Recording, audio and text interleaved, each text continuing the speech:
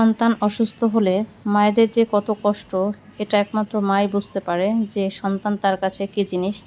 Tintin আর চমচম আমার কাছে সন্তানের চেয়ে কোনো অংশে কম না। হঠাৎ করে চমচম একটু অসুস্থ হয়ে যাওয়াতে আমি সেটা বুঝতে পেরেছি যে আমার আসলে কষ্টটা কী যে জিনিস। আমার হৃদয়ের মনে হয় একটা স্পন্দন বন্ধ হয়ে যাচ্ছে। চমচম অসুস্থ হয়ে গেল, যেটা আমি হয়তোবা আমার কোনো গাফলতির কারণে, নয়তোবা আমি মা হিসাবে ওদের জন্য কিছুই করতে পারিনি, এটা ভেবে ভেবে আমি খুব কষ্ট পাচ্ছি। জানি না আল্লাহ ওকে কেন এত কষ্ট দিচ্ছে।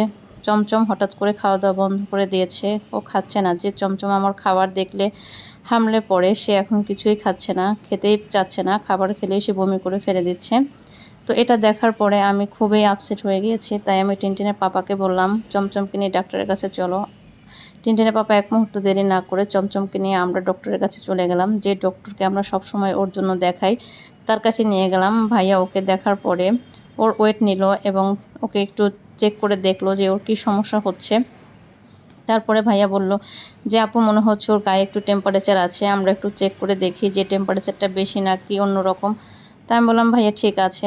তো চমচম খুবই দুষ্ট কিন্তু এখন খুবই শান্ত। দেখো তার কলার যখন পরানো হয়েছে সেভাবে করে একেবারে নিস্তেজ হয়ে শুয়ে আছে। তো ভাইয়া এদিকে হচ্ছে ওর টেম্পারেচার জন্য থার্মোমিটারটা ওর একটা আমি দিচ্ছে যে ওর টেম্পারেচারটা দেখার জন্য। আর আমার বাচ্চাটা একেবারে নিস্তেজ হয়ে পড়ে আছে। এটা দেখার পরে মা হিসেবে আমি যে কি কষ্ট পাচ্ছি, আমি যেমন কষ্ট পাচ্ছি তেমনি টিনটিনের পাপাও কষ্ট পাচ্ছে। তো আমি তো প্রকাশ করতে পারছি টিনটিনের পাপার কাছে, কিন্তু টিনটিনের পাপা তো কারো কাছেই বলতে পারছে না যে সেও কষ্ট পাচ্ছে। বরং সে আরও আমাকে সান্ত্বনা দিচ্ছে যে আল্লাহ ভরসা, কিছুই হবে না, তুমি চিন্তা করো না, সুস্থ হয়ে যাবে চমচম।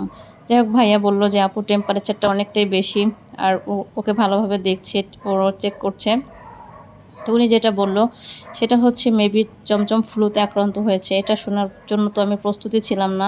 আমি শুধু শুনেছি বিড়ালদের ফ্লু হয়, কিন্তু আমার চমচমকে এখনও যদি ভ্যাকসিন দেওয়া হয়নি, টিনটিনকে দেওয়া আছে। আমি এই ভয়টাই পাচ্ছিলাম যে চমচম একটু বড় হলে ওকে ভ্যাকসিনটা দিয়ে দিব। যাই হোক, সেটা দেওয়ার আগে চমচমের ফ্লুটা হয়ে গিয়েছে।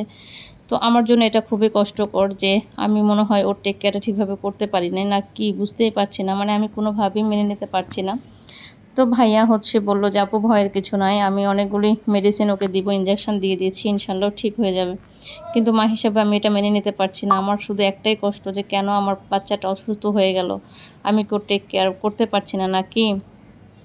তো ভাইয়া বলল যে আপু আমি কিছু ইনজেকশন দেব ওকে, আপনি একটু ধৈর্য ধরেন। তা আমি বললাম ঠিক আছে ভাইয়া, আমি ধৈর্য ধরছি, কিন্তু আমি তো এটাই মানতে পারছি না যে ওকে এতটুকু শরীরের মধ্যে আপনি এতগুলি ইনজেকশন দিবেন। এটাই তো আমার জন্য খুবই কষ্টদায়ক। এই যে চমচমকে ইনজেকশন দেওয়ার জন্য ভাইয়া অনেকগুলো ইনজেকশন রেডি করছে, অ্যান্টিবায়োটিক। আর যেহেতু খাবার খাচ্ছে না, সেহেতু ওর জন্য স্যালাইন দিতে হচ্ছে। ও যেহেতু বমি করছে সেজন্য ওকে বমির ইনজেকশন দেওয়া হবে। তো এটা এতটুকু শরীর ওর, এই শরীরের মধ্যে যদি 4 দিন 4টা ইনজেকশন দেওয়া হয়, ও কি সুস্থ থাকবে কিনা এই ভয়টাই আমি বেশি পাচ্ছি। যাই হোক, আলহামদুলিল্লাহ আমার চমচম অনেকটাই শান্ত হয়ে বসে আছে। কিন্তু যখন ওকে ইনজেকশনটা দেওয়ার জন্য আবার রেডি করা হচ্ছে, কলার পরানো হচ্ছে, তখন একটু চমচম কষ্ট পাচ্ছে। দেখো কিভাবে লাফাচ্ছে। আসলে এটাই দেখার জন্য আমি প্রস্তুত না। আমি ওদেরকে খুবই আদর যত্নে বড় করতেছি, খুবই। অনেকে ভাবতে পারে যে বিড়ালের জন্য এত কিছু করা লাগে।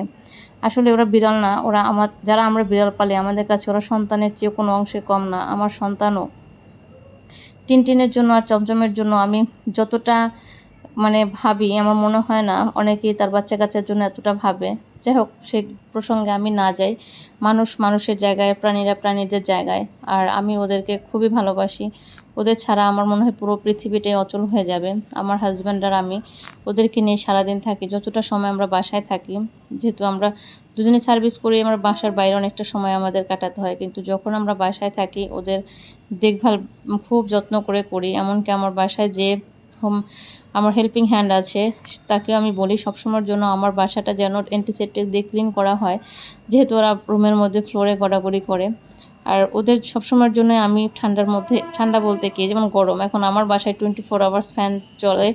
আবার রাতের মধ্যে আমরা তো এসি দিয়ে ঘুমাই। তো ওরা আমাদের সাথে থাকে। অনেক রাত আছে যে আমরা ঘুমাতেই পারি না, ওরা আমাদের সাথে এত খেলে যে আমরা নির্ঘুম কাটিয়ে দিই, তারপর আমাদের ভালো লাগে। যাই হোক, আমার চমচম যেন সুস্থ হয়, আমি আল্লাহর কাছে এই দোয়াটাই করছি। সবাই ওর জন্য একটু বেশি বেশি দোয়া করতে হবে। তো ভাইয়া ওকে যে স্যালাইনটা দিল, সেই স্যালাইনটা দেওয়ার পরে ওর একটু মনে হচ্ছে ভালো লাগছে, তাই ও এভাবেই শুয়ে আছে। তো তো যাই হোক, এটা ভাইয়া ওকে করছে। আমি বললাম, ভাইয়া ব্লাড কেন বের হলো? বললো আপু স্কিনে দেওয়া হয়েছে তো তাই একটু ব্লাড আসছে। তো এই ব্লাডটা দেখেও আমার কিন্তু খুবই খারাপ লাগছে যে ওকে ইনজেকশন দিয়েছে, কিন্তু ব্লাড বের হয়েছে, এটাই তো আমার জন্য কষ্টকর যে ওর শরীর থেকে কেন একটু ব্লাড বের হলো। আমি ওদের এত যত্নে রাখি, এত যত্নে রাখি, যারা আমার বাসায় এসেছে, আমার অনেক ফ্রেন্ডরা বা আমার কলিগসরা যারা দেখেছে যে ওকে আমি এত যত্নে রাখি, এত যত্নে রাখি, তারপর যে কেন এটা হয়ে গেল আমি আসলে বুঝতেই পারছি না। এই যে উনি একটা বমিরও ইনজেকশন দিয়ে দিচ্ছে যাতে ওর বমিটা না হয়। আর ভাইয়া বলেছে যে এবার যদি আল্লাহর রহমতেও সেরে ওঠে অবশ্যই আপু ভ্যাকসিনেশনটা করে নিন। হ্যাঁ, ওকে আমরা আগেই করাতে চেয়েছিলাম, কিন্তু ওর বয়স কম থাকার কারণে ভাইয়া ভ্যাকসিনটা দেয়নি।